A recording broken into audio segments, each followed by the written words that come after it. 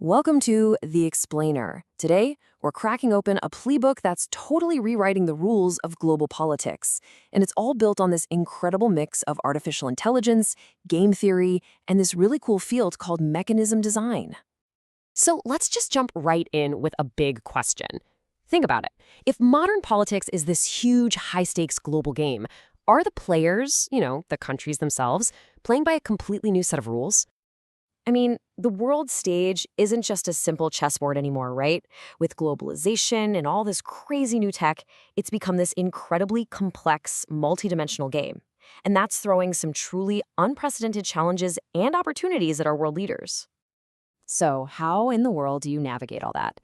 Well, what if I told you there's a new playbook for politics? Yeah, one built on three super powerful concepts that, when you put them together, give us a whole new way to understand and, get this, even shape our world.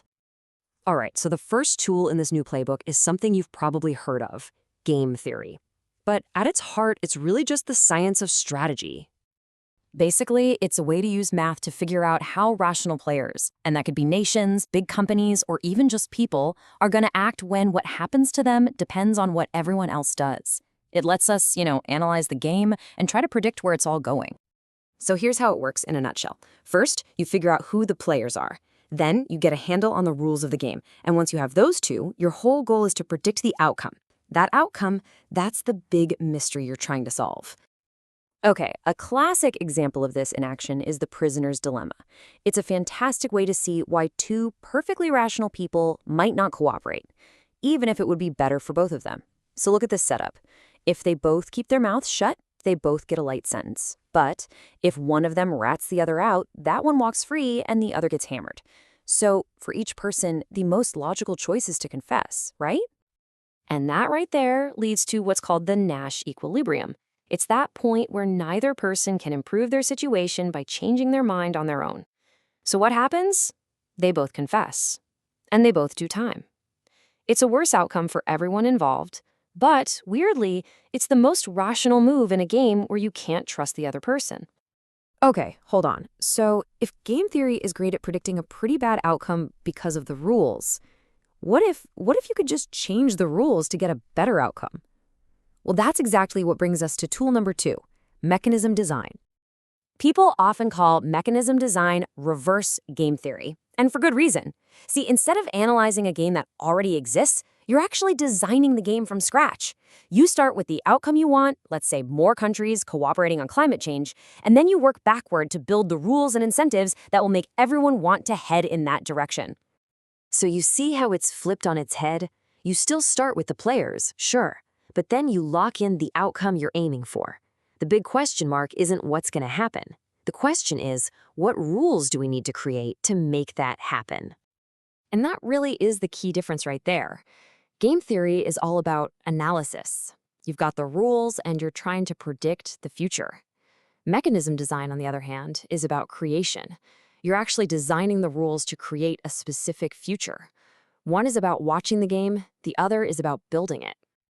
All right, now let's bring in the third piece of the puzzle. This is the one that's like pouring gasoline on the fire for the first two. I'm talking about artificial intelligence. AI is the engine that makes this whole new playbook so revolutionary.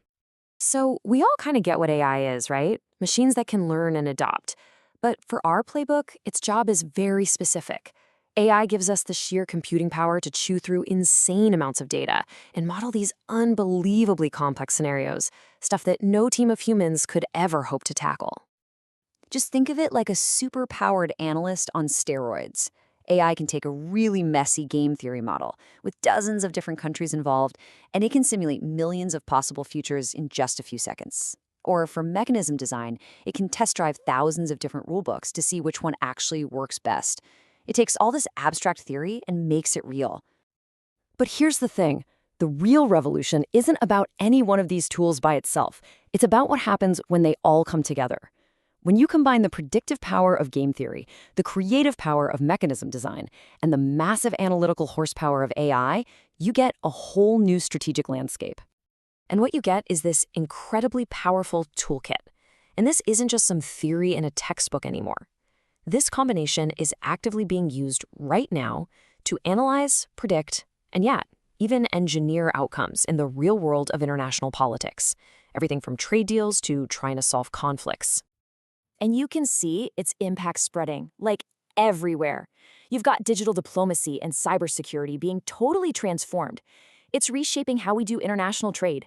And it's even forcing us to have these really tough but necessary conversations about things like autonomous weapons and how to resolve conflicts. You know, Chilazi Marwala, the author whose work we're digging into for this explainer, he just nails it. He says that all of this creates a political environment that is both inspiring and frightening. And that's so true, right? There's this amazing potential to do good, but at the same time, a terrifying potential for manipulation and control on a scale we've just never seen. And that leaves us with the final and maybe the most important question that this whole new playbook puts on the table. As these tools for understanding and even shaping our world get more and more powerful, the big question isn't just about how the game is played anymore. It's about this: who gets to write the rules?